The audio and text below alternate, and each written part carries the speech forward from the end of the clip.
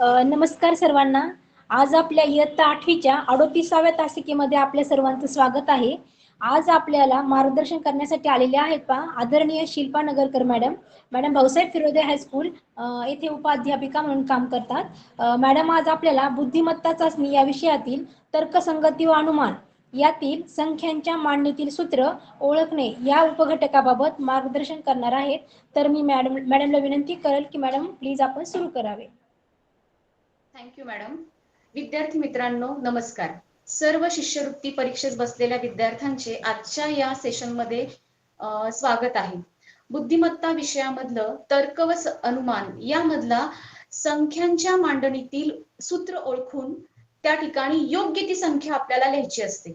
या संदर्भातले प्रश्न मी आज सगळे तुमचे घेणार आहे. आता पहा, या संख्यांच्या मांडणीतील सूत्र ओळखण्यासाठी आपल्याला आपल्या काही बेसिक ज्या कन्सेप्ट आहेत त्या क्लिअर असणं किंवा त्या आपल्याला चांगल्या माहीत असणं गरजेचं आहे. म्हणजे नेमकं काय, सोपं आहे, आपल्याला सगळ्यांना माहिती आहे, तुम्ही संख्या ज्ञान तुम्हाला चांगलं आहे. आपल्याला त्या ठिकाणी मूळ संख्या, त्यानंतर इव्हन नंबर, ऑड नंबर, समसंख्या, विषम संख्या, त्यानंतर त्या ठिकाणी घन, वर्ग, हे सगळं जर आपल्याला प्रॉपर माहीत असतील आणि आपल्याला त्या ठिकाणी संख्यांवरच्या क्रिया ह्या जर पटपट करायला जमल्या तर आपल्याला सहजपणे संख्यांच्या मांडणीतील सूत्र ओळखता येते. आता आपण काय करणार आहोत, संख्यांच्या मांडणीतली सूत्र ओळखण्यासाठी वेगवेगळे प्रश्न आहेत. प्रत्येक प्रश्न हा वेगवेगळ्या प्रकारचा असतो. मग आपण मी आता या लेक्चरमध्ये काय प्रयत्न केलेला आहे की जवळपास सगळ्या पद्धतीच्या उदाहरणांचा आपण समावेश करणार आहोत. सगळ्यांनी, मला असं म्हणायचंय की सगळ्या विद्यार्थ्यांनी वही आणि पेन घेऊन तयार राहायचं. मी एक एक उदाहरण घेतलं की ते लगेच आपल्या वहीमध्ये लिहायला सुरुवात करायची. तर आपण सुरुवात करूया आपल्या पहिल्या प्रश्नापासून. एक एक पद्धतीचा आपण सूत्रांचा वापर, एकेका पद्धतीचा आपण मांडणी घेणार आहोत. तर आता बऱ्याच वेळा जी मांडणी जास्ती करून विचारली जाते ती त्या ठिकाणी चौकटीतली मांडणी आहे. आता पहिला प्रश्न मी फळ्यावर लिहितीये, पहा.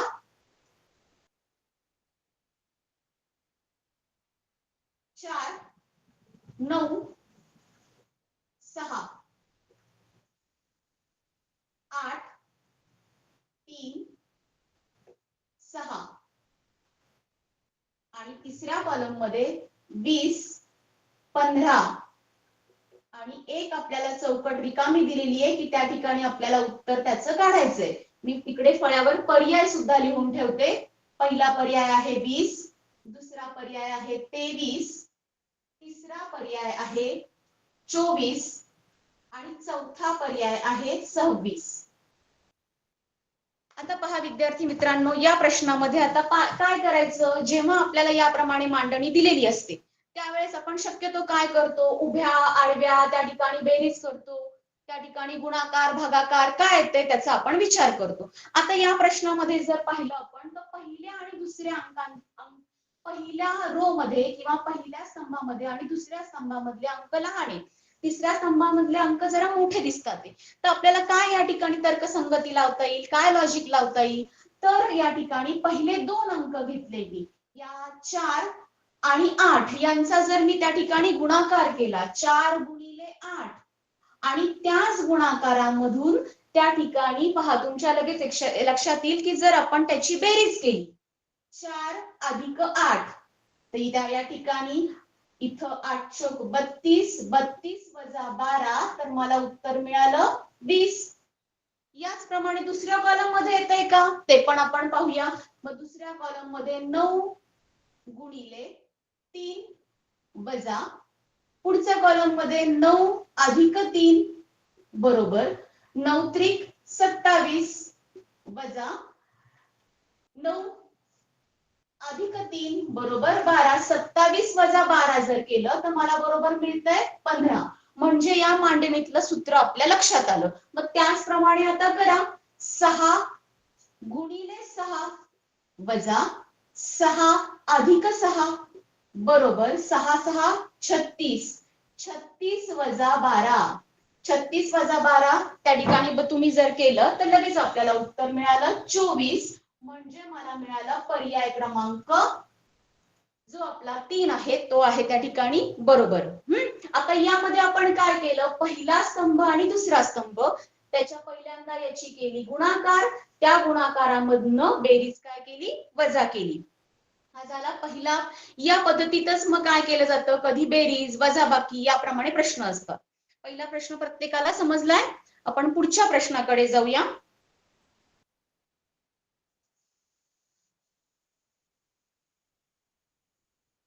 आता याच मांडणीमध्ये आपण दुसरा प्रश्न घेऊया. पहा,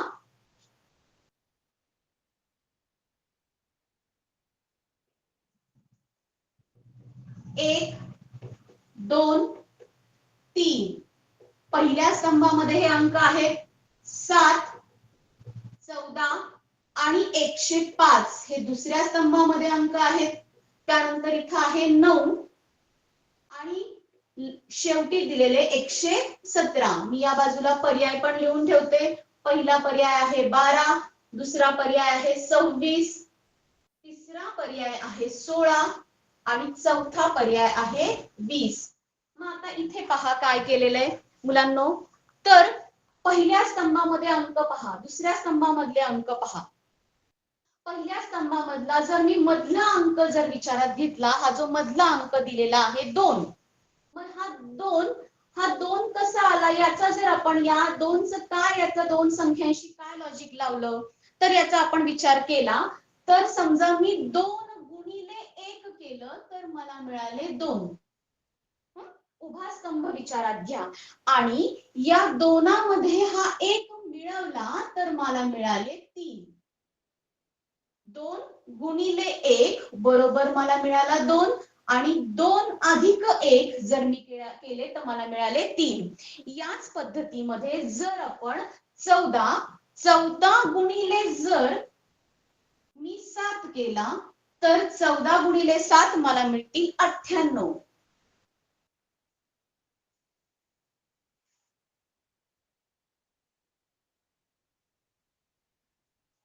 आणि जर या 98 मध्येच मी पुन्हा तेच 7 काय केले आपण मिळवले, जे आपण वरच्या बाजूचे आहेत, तर मला त्या ठिकाणी उत्तर काय मिळणार, 105.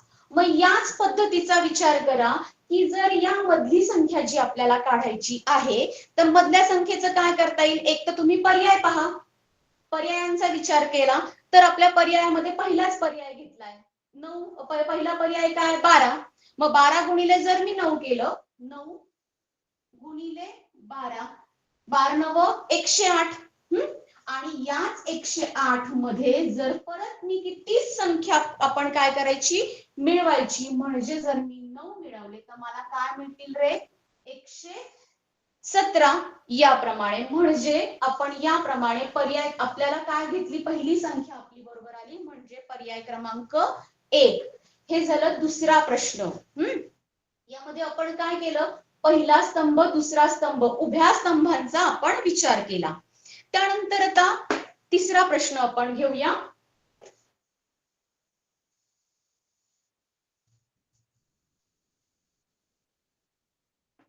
तिसऱ्या प्रश्नामध्ये त्या ठिकाणी पुन्हा याच पद्धतीची मी एक मांडणी घेते.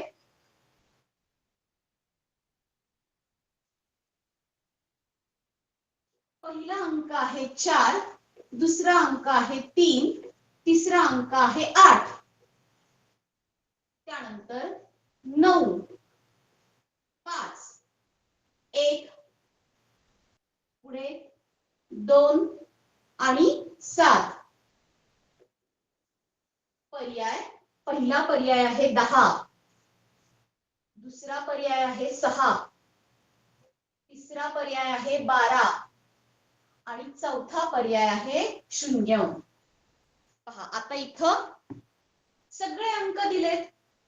आता हा थोडा सोपा प्रश्न आहे. पहा, तुम्हाला पाहतानाही लक्षात आलं असेल. समजा आपण काय करा, त्याच्या आडव्या उभ्या त्या ठिकाणी बेरजा करून पहा. प्राथमिक पहिल्यांदा आपण काय करतो, आडव्या उभ्या संख्यांच्या बेरीज करून पाहायची. मग आता समजा मी या ठिकाणी पहिल्या आडव्या सगळ्या अंकांची जर बेरीज केली, आडवा स्तंभ लक्षात घ्या, तर आडव्या स्तंभाची जर मी बेरीज केली तर त्या ठिकाणी करा बरं बेरीज प्रत्येकाने. 4 अधिक 9 अधिक 2 13, 14, 15 आपल्याला बेरीज मिळाली 15. त्याचप्रमाणे आपल्याला दुसऱ्या स्तंभात पण बेरीज येते का 15 ते पण विचारात घ्या. लगेच त्या ठिकाणी करूया आपण 3 अधिक 5 अधिक 7, 7 आणि 5 12, 13, 14, 15 आली का आपल्याला बेरीज 15. म्हणजे या मांडणीतलं सूत्र आपल्याला कळालं. म्हणजे आता आपल्याला काय करावं लागेल, इथे जो अंक आहे तो आपल्याला काढायचा आहे. या दोन्हींची बेरीज आपण केली 8 अधिक 1 9. मग 15 जर मी 9 वजा केले तर मला त्या ठिकाणी किती मिळतील, त्या ठिकाणी तर 6. म्हणजे आपल्याला काय येईल उत्तर या ठिकाणी आपलं जो इथं जर मी घेतला 6 संख्या जर घेतली तर आपल्या त्या ठिकाणी इथे त्यांची बेरीज काय येईल, मला 15 मिळेल. जशी इथं 15 मिळते आणि इथं 15 मिळते म्हणून त्या ठिकाणी आपल्याला मिळेल पर्याय क्रमांक 2. या गणितामध्ये आपण काय विचार केला विद्यार्थी मित्रांनो, की त्या ठिकाणी आडव्या स्तंभामध्ये त्याची बेरीज ती जर सारखी आली की आपल्याला सूत्र लक्षात आलं. आता पुढचा प्रश्न घेऊया आपण.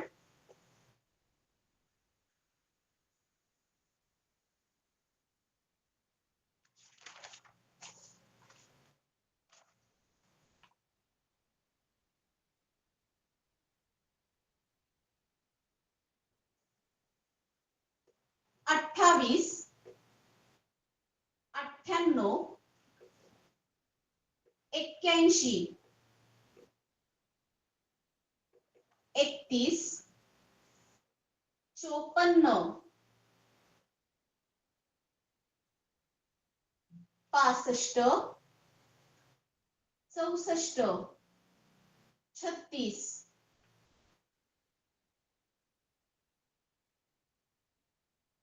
आपण पर्याय लिहूया. पहिला पर्याय आहे 26, दुसरा पर्याय 27, तिसरा पर्याय 46 आणि चौथा पर्याय आहे 39. आता या प्रश्नामध्ये पहा, पहिल्यांदा आपण जेव्हा आपल्याला कुठलाही प्रश्न असतो त्याच्यामध्ये आपण काय विचार करत असतो विद्यार्थी मित्रांनो, तर आडव्या उभ्या रांगांची बेरीज बरोबर येते का, त्यानंतर मग गुणाकार भागाकार असं आपण विचार करत जायचं. आता इथे इथे पहा, पहिली संख्या दुसरी संख्या जर बेरीज केली तर सगळ्या उभ्या आडव्या संख्यांची बेरीज करून पहा, येणार नाही. मग आता आपल्याला काय लॉजिक लावता येईल, काय विचार करता येईल, तर आता या ठिकाणी पहा, पहिला जो स्तंभ आहे पहिल्या स्तंभामध्ये आहे 28 आणि शेवटच्या स्तंभामध्ये आहे 65. या दोन संख्यांची बेरीज करा. पहा, या दोन संख्यांची जर मी बेरीज केली म्हणजे 28 अधिक 65,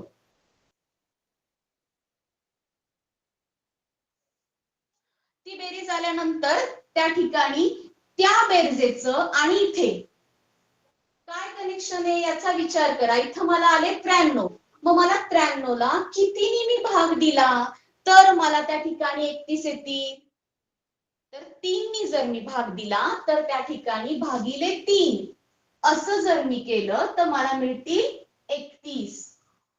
याचप्रमाणे दुसऱ्या कॉलम मध्ये पण आपल्याला करून पाहता येईल.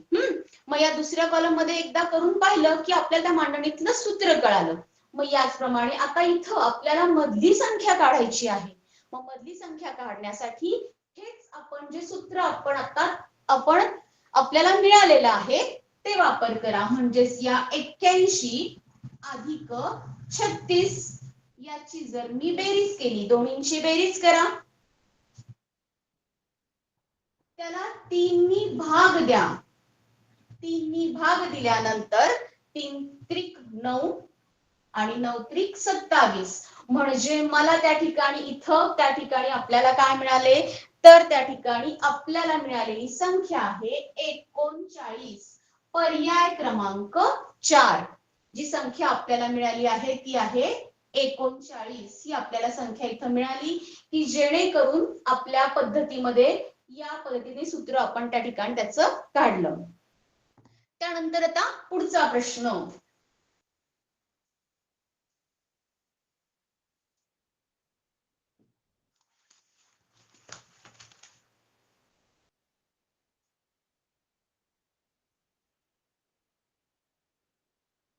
पहिला कॉलम 36, 6, 36, 81, 3,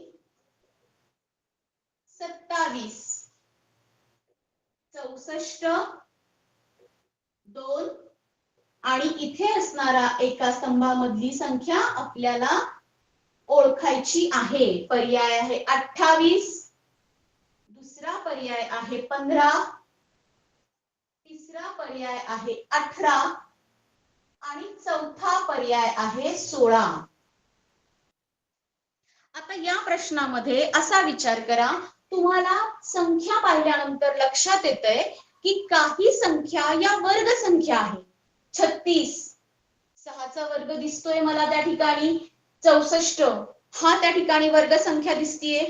मग आता या वर्ग संख्यांचा आणि त्या संख्यांचं काय त्या ठिकाणी एकमेकांशी संबंध आहे याचा विचार करायचा आपण. मग आता समजा मी उभा स्तंभाचा विचार केला, पहा उभ्या स्तंभाचा विचार केला तर 36 ही जी पहिली संख्या आहे 36, जर मी 36चं वर्गमूळ काढलं तर मला 36चं वर्गमूळ तुम्हाला माहितीये किती मिळतं, 6 आणि 6 गुणिले 6 केले तर मला किती मिळतील रे, 36. पहा मी फळ्यावर लिहिते म्हणजे तुम्हाला अजून व्यवस्थित कळेल. वर्गमुळात जर मी 36 घेतले तर मला त्याचं उत्तर मिळेल 6 या पहिल्या 36चं. त्यामध्ये या दुसऱ्या स्तंभामधला 6 त्याला गुणाकार केला म्हणजे मला मिळाले 6 6 36. या तिसऱ्या चौकटीमध्ये त्या ठिकाणी तो नंबर दिलेला आहे. त्याच पद्धतीमध्ये इकडे सुद्धा त्याच पद्धतीमध्ये येतंय का ते आपण बघूया. वर्गमुळात 81, नवाचा वर्गमूळ आहे, नवाचा वर्ग आहे आपल्याला माहितीये. मग त्या ठिकाणी जर मी 9 घेतलं, 9 गुणिले 3 बरोबर मला मिळाले 27. पहा पुन्हा लक्ष द्या, 81चं वर्गमूळ घेतलं, त्या वर्गमुळाला दुसऱ्या चौकटीतल्या संख्येने गुणाकार केला तर मला शेवटची संख्या मिळते. त्याच पद्धतीत 64 पहिले तिन्ही अंक वर्ग दिलेले आहेत. हे काम कसं केलं आपण, पहिल्या याच्यामध्ये तिन्ही अंक वर्ग दिलेले आहेत आणि त्यामुळे आता परत 64 वर्गमुळात जर मी 64 घेतलं तर आपल्याला माहितीये वर्गमुळात 64 म्हणजे त्या ठिकाणी त्याचं वर्गमूळ आहे 8. 8 गुणिले पुढची संख्या, 8 गुणिले ही पुढची संख्या 2 बरोबर मला मिळतील 16. पर्याय क्रमांक 4. इथे आता आपण वर्ग आणि वर्गमूळ यांचा वापर केलेला. यावेळेत कसं पाहायचं, कारण पहिल्या याच्यामध्ये आपल्याला पहिली जी रो दिलेली आहे त्यामध्ये सर्व वर्ग संख्या दिलेल्या आहे. मग त्या वर्ग संख्यांचा आणि दुसऱ्या स्तंभामध्ये दिलेल्या संख्यांचा काय संदर्भ लागतो याचा आपण विचार केला आणि मग तिसऱ्या स्तंभामधल्या संख्या काढण्याचा प्रयत्न केला. ओके, आता लगेच आपण जाऊया पुढच्या प्रश्नाकडे. तुम्ही तुमच्या जवळ वही पेन आहे, मी एक एक प्रश्न घेतेय तर तुमच्या वहीमध्ये नोट डाऊन करत चला. प्रत्येक प्रश्न लगेच तुमच्या वहीमध्ये लिहून घ्या.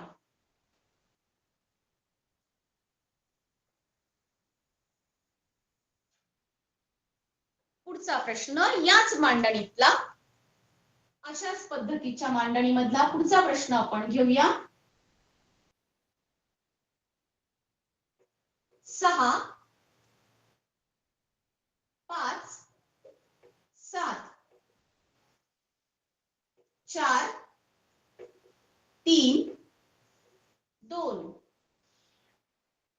34, 23 आणि शेवटच्या चौकटीतला अंक आपल्याला शोधायचा आहे.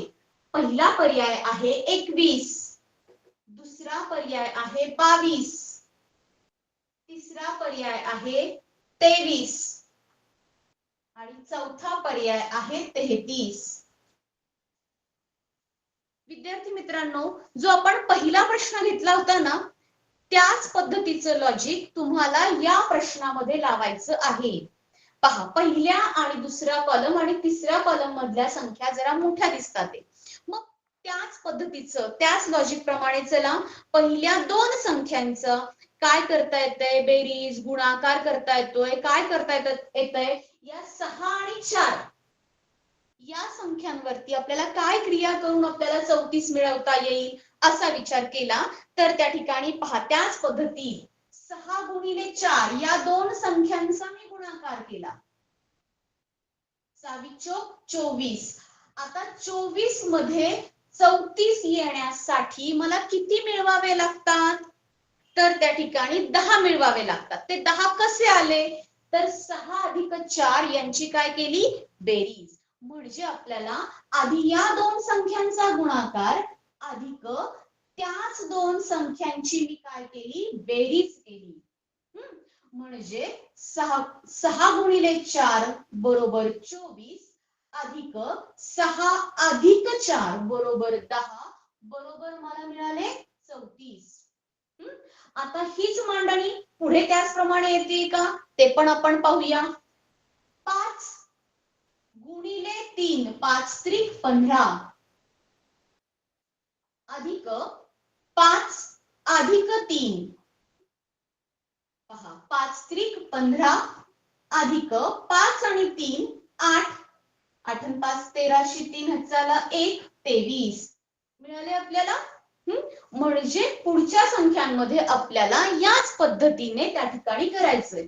म्हणजे 7 गुणिले 2 अधिक 7 अधिक 2 बरोबर 7 दुने 14 अधिक 7 मध्ये अधिक 2 मिळवा 7 अधिक 2 बरोबर 9 आणि दोन्हींची बेरीज करा. दोन्हींची बेरीज केल्यानंतर त्या ठिकाणी मला मिळणारे 23. पर्याय क्रमांक 3. या प्रश्नामध्ये आपण जसा पहिला प्रश्न घेतला होता त्याच पद्धतीमध्ये प्रश्न आहे. पहा विद्यार्थी मित्रांनो, पहिल्या प्रश्नामध्ये फक्त आपण इथे वजाबाकी केली होती, इथे आपण काय केलंय, बेरीज केलेली आहे. ओके, पुढच्या प्रश्नाकडे जाऊया आपण.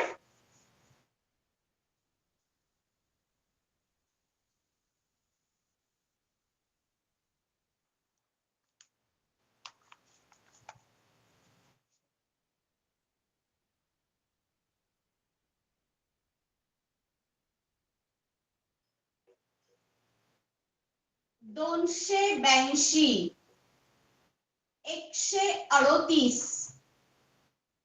230 124 104 128 203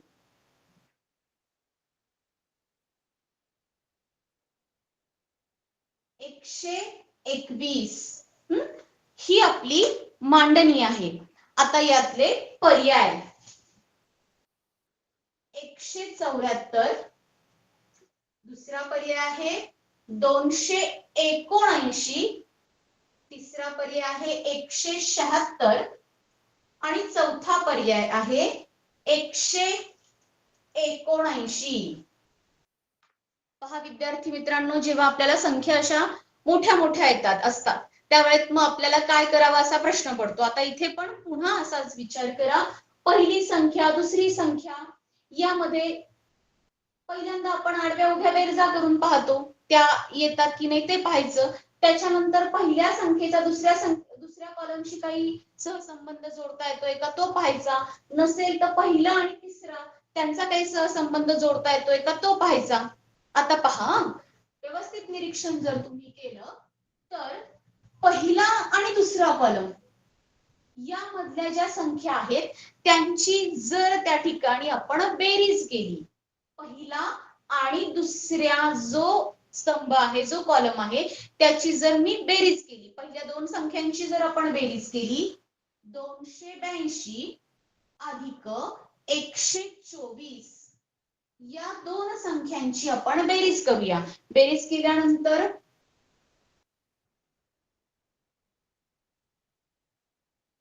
406 आले. तुमच्या आता लक्षात येईल 406 आले. 203 कधी येईल, त्याला जर मी 2 भाग दिलं तर मला उत्तर मिळणार आहे 203. बरोबर आहे. याच पद्धतीत हेच जे सूत्र आपल्या या मांडणीमध्ये तयार झालेलं आहे तेच आता आपण पुढे वापरूया. म्हणजेच 230 अधिक 128 या दोन्ही याची समजा बेरीज करूया आपण.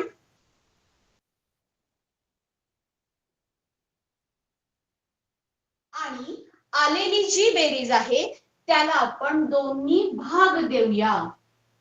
बेक बे, बे साती 14, बे नव 18 म्हणजे मला मिळणारे 179. ही संख्या त्या ठिकाणी आपल्याला मिळाली. आपला पर्याय क्रमांक आहे 4. या प्रश्नामध्ये मी पुन्हा सांगते आपण काय केलं. पहिला स्तंभ दुसरा स्तंभ त्याची आपण बेरीज केली. आलेल्या बेरजेला आपण दोन्ही भाग दिला म्हणजे मला तिसऱ्या कॉलम मधल्या संख्या मिळाल्या. त्यानंतर आता पुढचा प्रश्न पाहूया. वही पेन घेऊन लिहित आहात सगळेजण. प्रत्येक उदाहरण लिहून घ्या.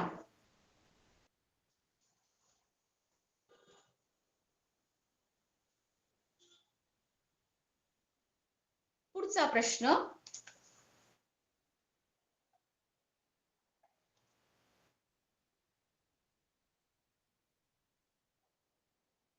4 16 81 49 1 36 25 9. पर्याय आहे. पहिला पर्याय आहे 100, दुसरा पर्याय आहे 64, तिसरा पर्याय आहे 121 आणि चौथा पर्याय आहे 144. विद्यार्थी मित्रांनो, प्रश्न पाहिल्यावरच सगळ्यांना लक्षात आलेले आहे काय त्या सगळ्या संख्या ज्या आहेत त्या आहेत वर्ग संख्या. बरोबर आहे. सगळ्या वर्ग संख्या दिलेल्या आहेत. पण मग या वर्ग संख्या देताना आपण सगळ्यांचा जर विचार केला तर आपण काय करूया. ह्या सगळ्या वर्ग संख्या जर मी चढत्या क्रमाने जर लावून घेतल्या तर बरोबर आपल्याला या ठिकाणी चौकटीमध्ये कुठला नंबर येईल ते लक्षात येईल. पहिली किंवा आपल्याला वेळ कमी असतो. तुम्ही ओरली सुद्धा 1 2 1 चा वर्ग 2 चा वर्ग 3 चा वर्ग असं करत गेला तरी तुमच्या लक्षात येईल. पण आता मी फळ्यावर लिहून तुम्हाला सांगते.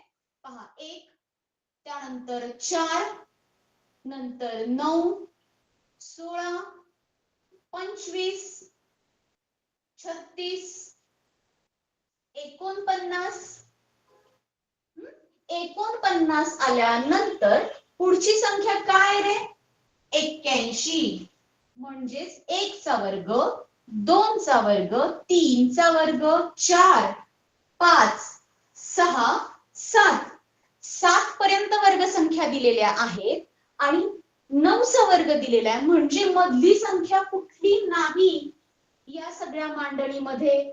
तर 8 चा वर्ग.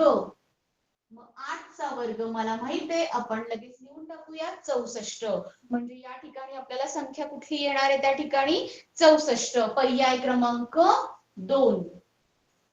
लक्षात आलं. या ठिकाणी वर्ग संख्या दिलेल्या आहेत. वर्ग संख्या सगळ्या ज्या आहेत त्या आपण चढत्या क्रमाने मांडल्या.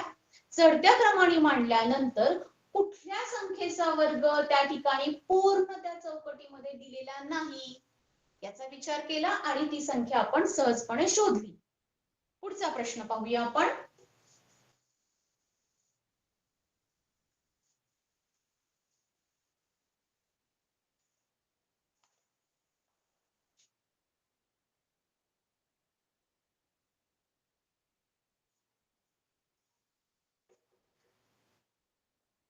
सत्तावीस 42 43 49 35 30 9 आणि 42. पर्याय 49, 32, 23 आणि 52 हे आपल्याला पर्याय दिलेले आहेत. सोपा प्रश्न आहे विद्यार्थी मित्रांनो, अतिशय सोपा प्रश्न आहे. काय करायचं या प्रश्नामध्ये आता? आडव्या कॉलम, आडवा तो स्तंभ पहा, त्या आडव्या स्तंभाची बेरीज करा. काय म्हटलं मी? आडव्या स्तंभाची बेरीज करा. काय येते बेरीज पहा? 27 अधिक 43 अधिक 30. मी इथेच लिहिते आता. या आडव्या संख्यांची बेरीज करा. काय मिळाली मला? 100. तशीच दुसऱ्या याच्यामध्ये पण बेरीज करा. आपल्याला बेरीज किती मिळणार आहे दुसऱ्या कॉलम मध्ये पण? 100. मग याप्रमाणे तिसऱ्या आपल्या कॉलम मध्ये, स्तंभामध्ये आपल्याला त्याच पद्धतीत करायचं. मग 35, 42 या दोन्ही संख्यांची बेरीज करा. 35 अधिक 42 इथे मला मिळाले 77. मग 100 मधनं जर 77 वजा केले तर मला त्या ठिकाणी इथे असणारी संख्या मला मिळेल. 100 मधनं जर मी 77 त्या ठिकाणी वजा केले तर मला मिळतील 23. मग 23 संख्या जर इथं घेतली तर या तिन्ही संख्या, तिन्ही आडव्या जो स्तंभ दिलेला आहे त्याची बेरीज मला काय मिळणार आहे रे? 100. म्हणजेच मला मिळणार आहे पर्याय क्रमांक 3. या प्रश्नामध्ये आपण काय केलं? आडव्या स्तंभाची बेरीज केली. पुढचा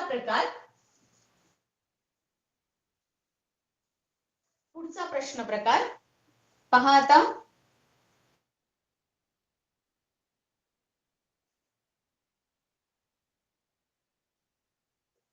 3, 7, 3, 216, 512, 3, 1 आणि 2. पर्याय आहे 125. दुसरा पर्याय आहे 25. तिसरा पर्याय आहे 625 आणि चौथा पर्याय आहे 64. पहा विद्यार्थी मित्रांनो, ज्या दोन मधल्या कॉलम मधल्या ज्या संख्या दिसतात आहेत त्या घन संख्या आहेत हे पाहिल्या पाहिल्या आपल्या लक्षात येतं. म्हणजेच नक्कीच असा विचार करायचा की या घन संख्या येण्यासाठी एक तर पहिल्या आणि तिसऱ्या कॉलम मधल्या संख्यांचा काहीतरी सहसंबंध त्या ठिकाणी आपल्याला जोडावा लागेल. कारण इथे मधल्या याच्यामध्ये घन संख्या दिलेल्या आहेत आणि या बाजूच्या संख्या यांचा काय सहसंबंध जोडता येईल याचा विचार करायचा. मग आता जर त्या ठिकाणी पहा 3 आणि 3, 3 आणि 3 पहिल्या कॉलम मधली संख्या आणि तिसऱ्या कॉलम मधली संख्या यांची बेरीज केली तर ती मला मिळाली 6 आणि 6चाच जर मी घन केला तर मला मिळणार आहे 216. अशाच प्रकारे 7 अधिक 1 बरोबर 8, 8चा घन बरोबर 512.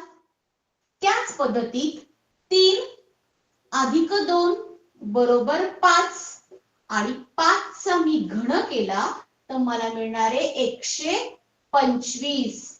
म्हणजेच पर्याय क्रमांक 1.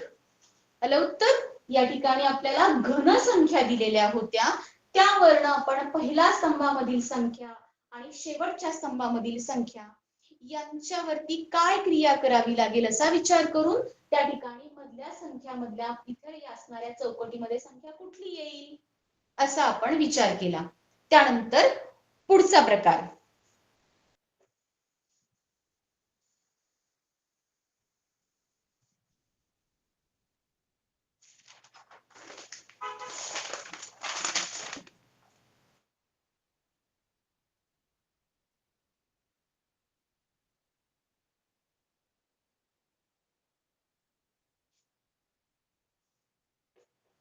224, 638, 512, 180, 416, 134,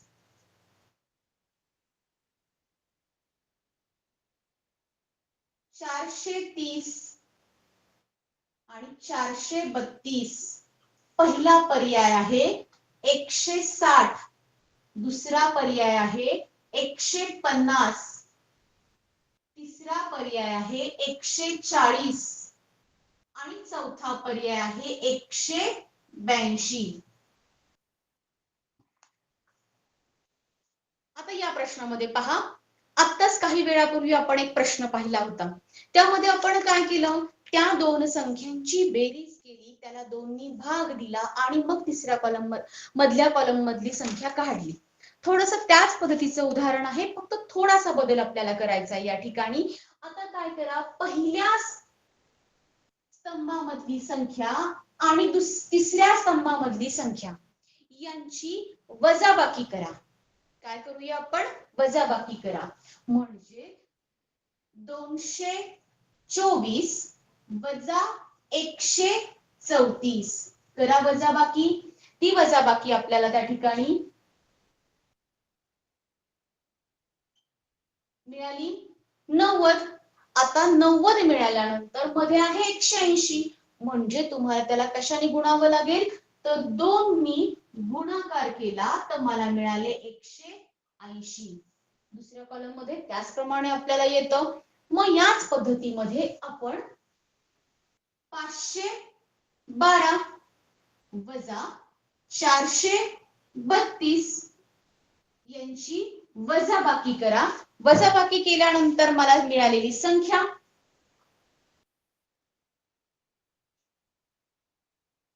त्याला गुणिले 2 करायचे. 8 दुने 16 म्हणजे मला मिळाले 160. म्हणजेच मला मिळालं पर्याय क्रमांक 1. आलं लक्षात?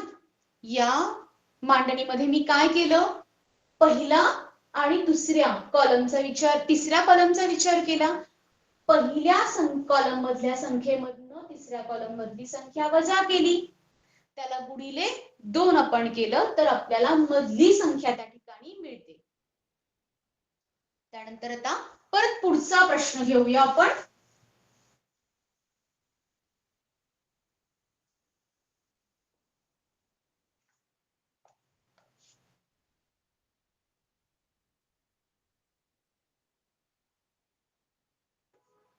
चार 9 7 52 250 तिसऱ्या कॉलम मध्ये 6 13 आणि 2. पर्याय क्रमांक 1 35, पर्याय क्रमांक 2 53, पर्याय क्रमांक 3 65, पर्याय क्रमांक 4 38.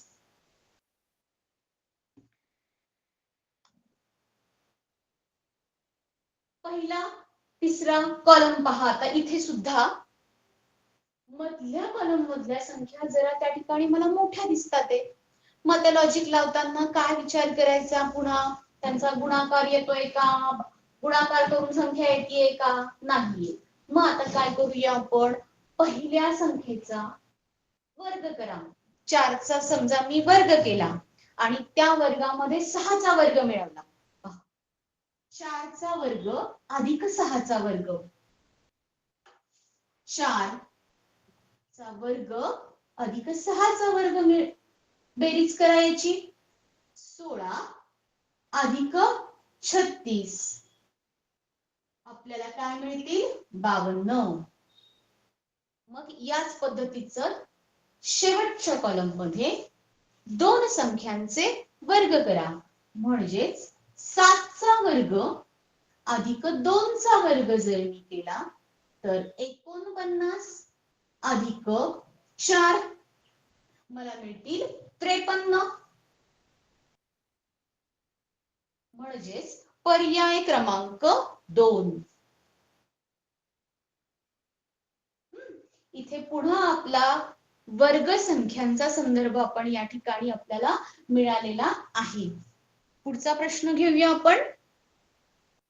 सर्व विद्यार्थी मित्र लिहून घेतायत. सगळ्यांनी लिहून घ्या.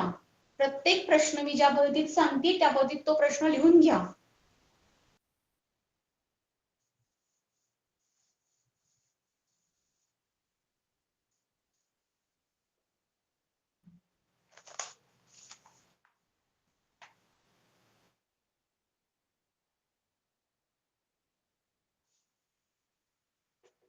त्रेचाळीस 3 3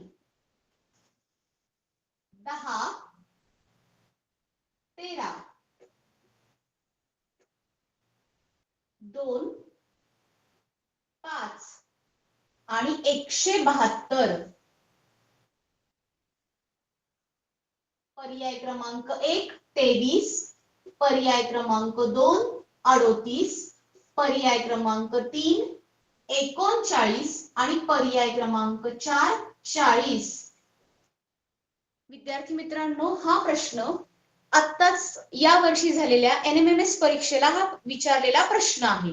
जे विद्यार्थी या परीक्षेला बसले होते त्यांच्या लक्षात आलं असेल. मग आता इथे पहा, संख्या 3 3 पुन्हा रिपीट झालेला आहे, 2 दिलेला आहे, मग उभ्या मधली संख्या विचारलेली आहे. मग ज्या वेळेस आपण असा संख्या पाहिल्यानंतर आपल्याला लक्षात येतं की यांचा उभा आडव्या स्तंभामधली बेरीज वजाबाकी हे काहीही त्या ठिकाणी लॉजिक आपल्याला लावता येत नाही. त्यावेळेस मग आपण काय विचार करायचा, त्याला चढत्या क्रमाने उतरत्या क्रमाने त्या संख्या लावून घ्यायच्या आणि मग त्याच्यामध्ये त्या ठिकाणी त्यातला फरक असतो कधी कधी, किंवा त्याच्यामध्ये एक अंक मिळवला जातो, क्रमाने अंक मिळवला जातो. आता या प्रश्नामध्ये सुद्धा पहिल्यांदा आपण काय करू, सर्व संख्या चढत्या क्रमाने त्या ठिकाणी मांडणी करून घेऊया. मग समजा मी सगळ्या संख्या मांडणी करून घेतल्या तर त्या ठिकाणी संख्या पहा, 2 3 2 वेळा दिलेला आहे, 3 3, त्यानंतर 5 10 13 13 नंतर 43. मी थोडा वेळ 43 जरा थोडीशी स्पेस शिल्लक ठेवून त्या ठिकाणी लिहिली. आता या लगतच्या संख्यांमध्ये पुढची संख्या येताना काय सूत्र वापरलं असेल याचा आपण आता विचार करूया. मग आता 2 नंतर 3 अधिक 1, 2 अधिक 1 केले की मला काय मिळणार, 3 मिळतात. म्हणजे इथं अधिक 1 केला. 3 आणि 3 सारख्याच संख्या आहेत म्हणजे काय केलेलं असणार आहे, गुणाकार. 3 1 3, म्हणजे यामध्ये गुणिले 1. पुढच्या 5 संख्या जेव्हा येते त्यावेळेस 3 अधिक 2, 5 गुणिले 2, 5 गुणिले 2 10, 10 आणि 13. पुन्हा किती त्या ठिकाणी केलंय. मग आता पुन्हा इथे आपण गुणिले 3 केले, इथं अधिक म्हणजे आता 3, इथं आपण काय केले, अधिक 3. अधिक 3 केले. आता 13 गुणिले जर मी 3 केले तर ते 39. ही संख्या या मांडणीमध्ये नाही. पण हे पण पुढे करून पहा, 39 मध्ये जर मी 4 मिळवले तर मला त्या ठिकाणी 43 येतात.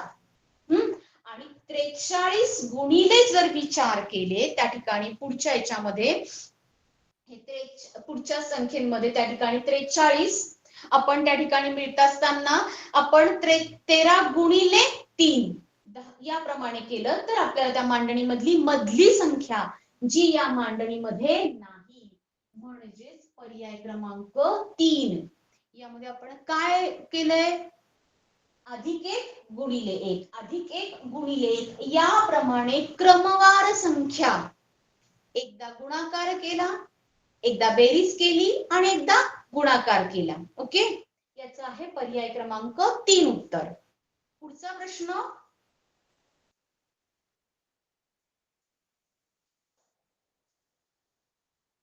आता पुढच्या प्रश्नामध्ये थोडासा मांडणीमध्ये आपण बदल करूया. पहा,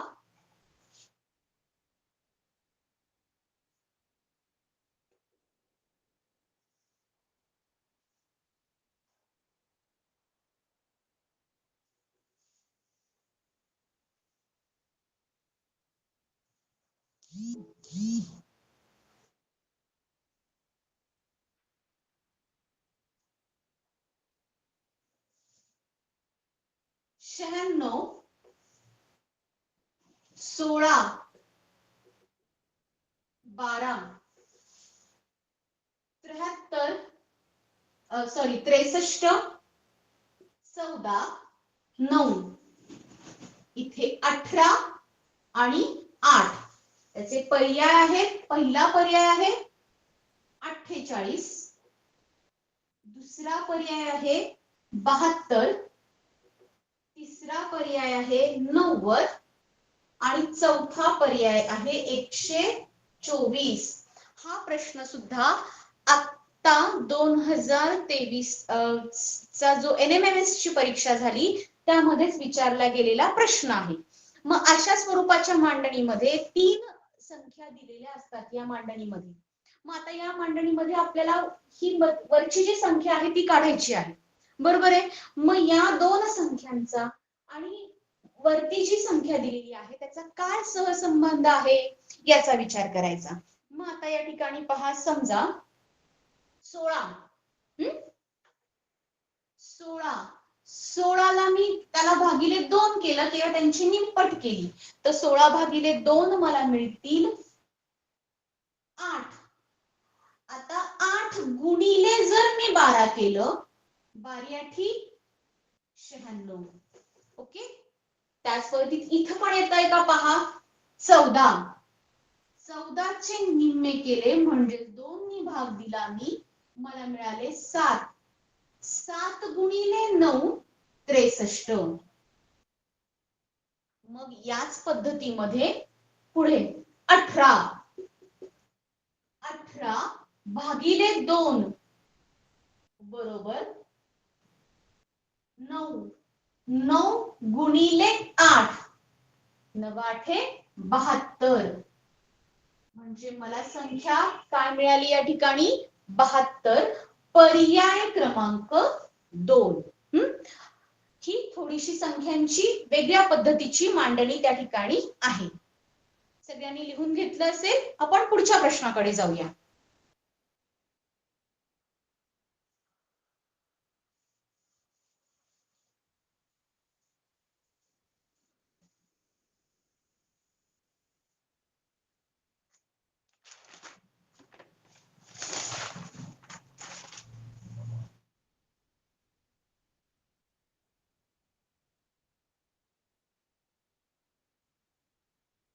सहा, 9, 13, 36, 25, 16, 36, 45.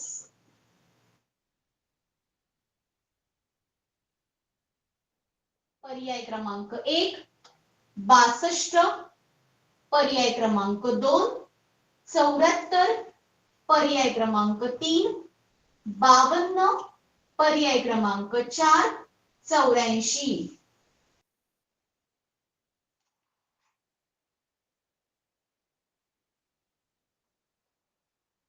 पुन्हा काही वर्गसंख्या दिसतात आहे, बरोबर आहे, पण सगळ्याच वर्गसंख्या नाहीयेत. काही वर्गसंख्या दिसतात आहे. मधला जो कॉलम आहे तिथे दिसतात आहे आपल्याला वर्गसंख्या.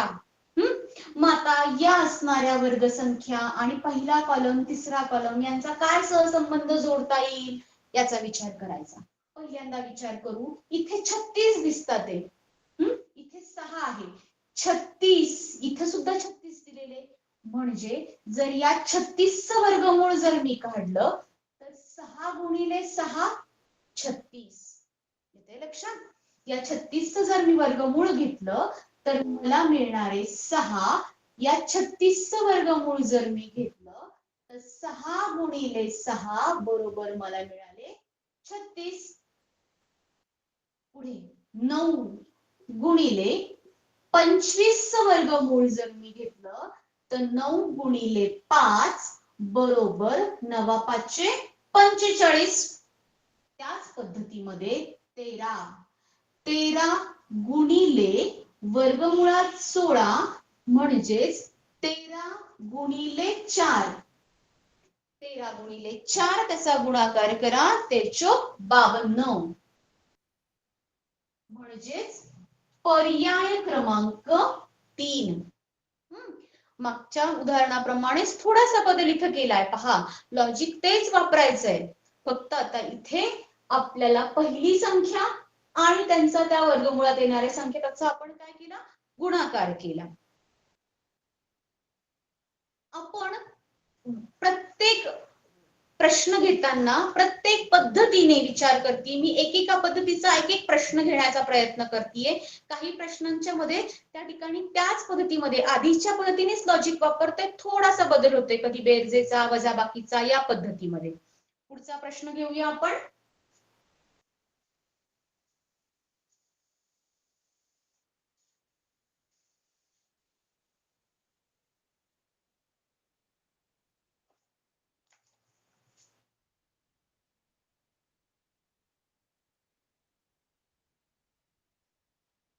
एकोणपन्नास, 100, 196,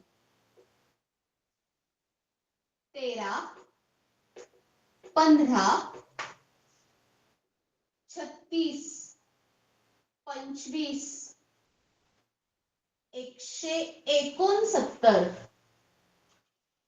पर्याय क्रमांक 1, 26, पर्याय क्रमांक 2, 82, पर्याय क्रमांक 3, 83, पर्याय क्रमांक 4, 27. आधीच्या प्रश्नामध्ये मी म्हटलं होतं वर्गसंख्या मधल्या कॉलम दिसतात ते. आता इथे पहा, या कॉलम मध्ये आणि या कॉलम मध्ये तुम्हाला वर्गसंख्या दिसतात, आहे की नाही वर्गसंख्या? मग त्या वर्गसंख्यांचा आणि मधल्या कॉलम मध्ये दिसणाऱ्या संख्यांचा काय सहसंबंध येतोय याचा विचार करायचा. मग जर तुम्ही त्या ठिकाणी विचार करा बरं, मधली संख्या तर लहान दिसतात म्हणजे त्या दोन्ही संख्यांचं आपल्याला वर्गमूळ घ्यावं लागेल. घ्या वर्गमूळ. आपण पहिल्या संख्येचं वर्गमूळ आपण घेतलं, वर्गमुळात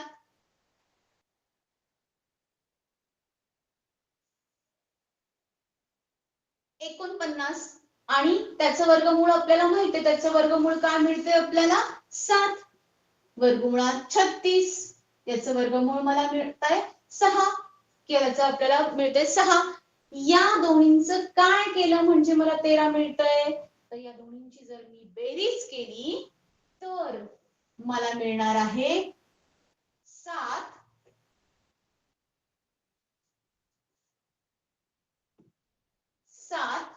अधिक 6 बरोबर मला मिळाले 13, जी मधली संख्या आहे. याच पद्धतीत 100 म्हणजेच 10, इथे असणारा 25 म्हणजे 5, या 10 अधिक 5 दोन्हींची बेरीज केली तर मला मिळणारे मधली संख्या ती आहे 15. मग याच पद्धतीमध्ये या दोन्हींचं वर्गमूळ घ्या. वर्गमुळात 196, 196 कशाचा वर्ग आहे तो, तर 14 आपल्याला माहित आहे. आणि 169 हा वर्ग कशाचा आहे, तर 13. दोन्हींची बेरीज करा, 14 अधिक 13 मला मिळाले 27, म्हणजे पर्याय क्रमांक 4. सगळ्यांना उदाहरण समजलंय का हे? आपण पहिला आणि शेवटच्या कॉलम मधल्या संख्यांचं वर्गमूळ घेतलं, त्या दोन्ही संख्यांची बेरीज केली तर मला मधल्या स्तंभामधल्या संख्या मिळतात. लिहून लिहून घेतलं असेल. आपण पुढच्या प्रश्नाकडे म्हणजे पुढच्या पद्धतीच्या प्रश्नाकडे जाऊया.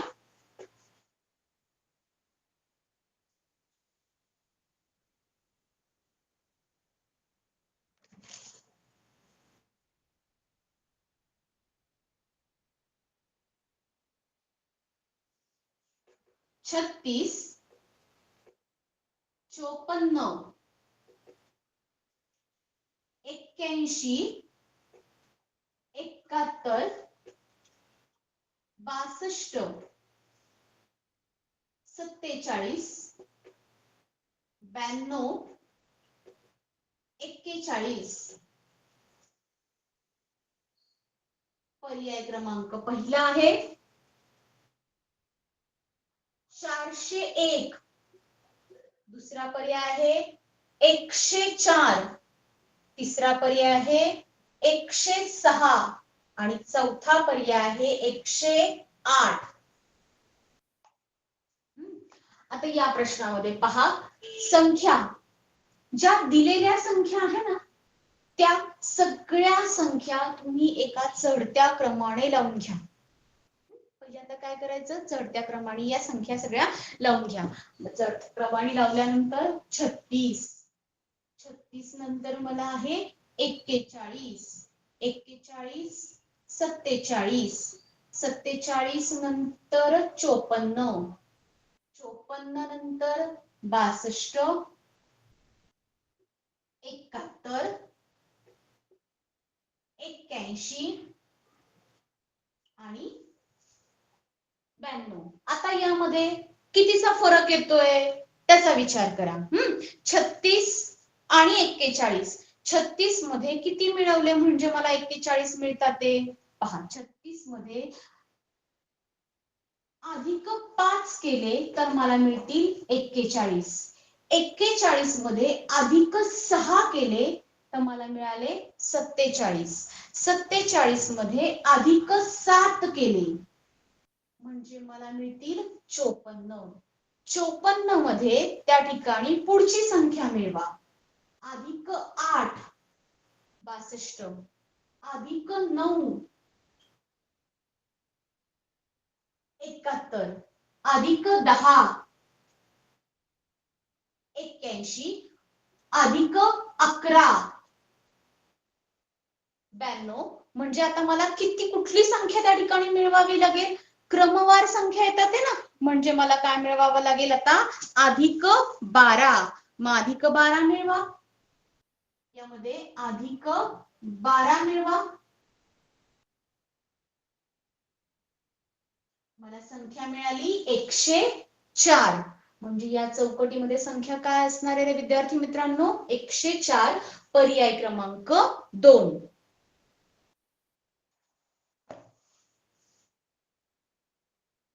लिहून घेतलं असेल. आपण पुढच्या प्रश्न प्रकाराकडे जायचंय.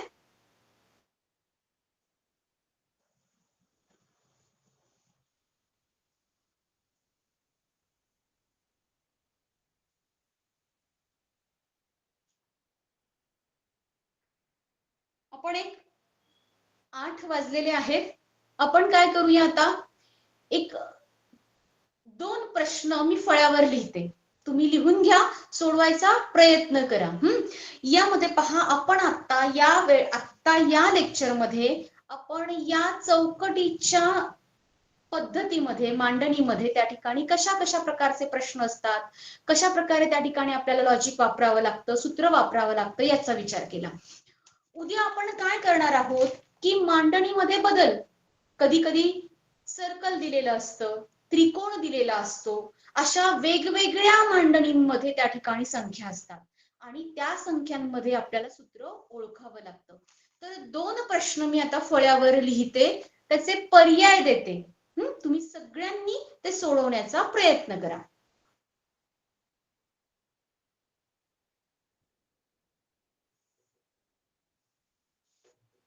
10, 20, 5, 15, 120, 24, 6, 12.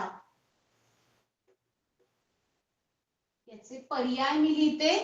पहिला पर्याय आहे 30, दुसरा पर्याय आहे 24, तिसरा पर्याय आहे 9 आणि चौथा पर्याय आहे 8.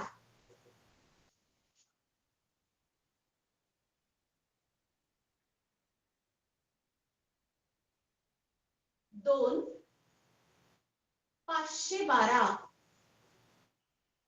8 16, 64, 256, 32 आणि 4. पर्याय क्रमांक 1 128, दुसरा पर्याय आहे 96, तिसरा पर्याय आहे 1024 आणि चौथा पर्याय आहे 192. दोन प्रश्नफळ्यावर मी लिहिलेले आहेत. सगळ्यांनी ते व्यवस्थित लिहून घ्या आणि आज सोडवण्याचा प्रयत्न करा.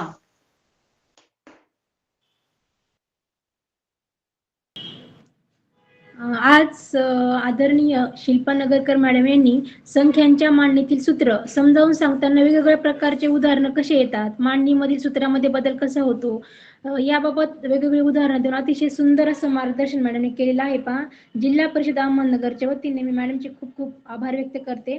त्याचप्रमाणे रवी भापकर सर आहेत, डॉक्टर पवार बाबासाहेब सर आहेत, यांचेही आभार मानते. आपण थांबूया. धन्यवाद. उद्या मॅडम आपल्याला याच घटकाबाबत अजून सविस्तर मार्गदर्शन करणार आहेत. तर भेटूयात उद्या. धन्यवाद सर्वांना. Thank you madam. थँक्यू. नमस्कार सगळ्यांना. थँक्यू.